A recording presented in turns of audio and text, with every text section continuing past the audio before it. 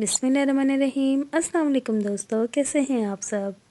سال 1977 میں ایک کینیڈین پروفیسر گیری ملر نے قرآن مجید میں کوئی خامی تلاش کرنے کا ارادہ کیا۔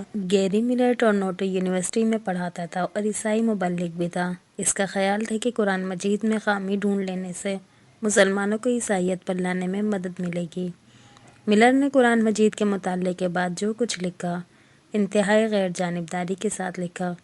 قرآن مجید کے بغور مطالعے کے بعد ملر نے لکھا کہ ایسی تحریر لکھنا کسی انسان کا کام نہیں ہو سکتا۔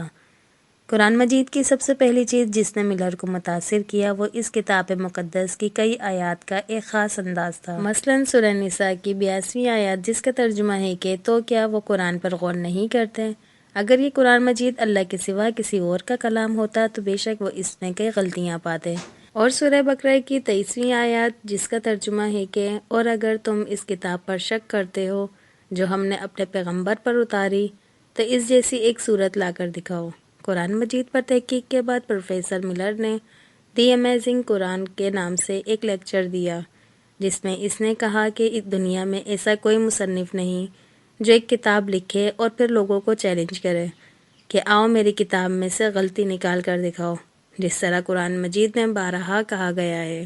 ملر مزید کہتا ہے کہ یہ بہت ہی حیران کن ہے کہ قرآن مجید میں جو آیات مسلمانوں کی کسی شکست یا صدمے کے موقع پر نازل ہوئیں، ان میں فتح کی خوشخبری سنائی گئی، جبکہ جو آیات کسی فتح کے موقع پر نازل ہوئیں، ان میں غرور و تکبر سے بچنے کی تنبیہ کی گئی اور مسلمانوں سے مزید جدوجہد اور قربانیاں طلب کی گئی ہیں۔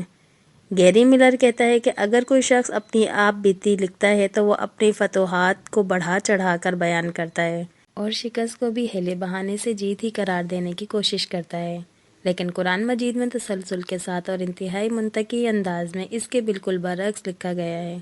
قرآن مجید میں کسی ایک مخصوص وقت کی تاریخ بیان نہیں کی گئی ہے، بلکہ اس میں عام قوانین واضح کیے گئے ہیں جو اللہ تعالیٰ اور اس کے بندوں کے مابین تعلق کے خود و خال کا تعین کرتے ہیں۔ واضح رہے کہ گیری ملر نے 1977 میں قرآن مجید پر تحقیق کا آغاز کیا تھا اور محض ایک سال بعد 1978 میں انہوں نے اسلام قبول کر لیا اور اپنا نام عبدالاحد رکھ لیا تھا۔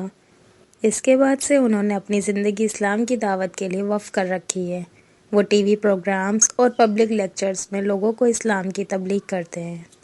تو دوستو، آپ کو ویڈیو کیسی لگی لازمی بتائیے گا۔ جنہیں پسند آئی ہو پلیز لائک لازمی کریے گا، اور جو میرے چینل پہ نیو ہیں پلیز سبسکرائب کیے بنا نہ جائیے گا۔ انشاءاللہ پھر ملتے ہیں نیکسٹ ویڈیو میں، تب تک کے لیے اللہ حافظ۔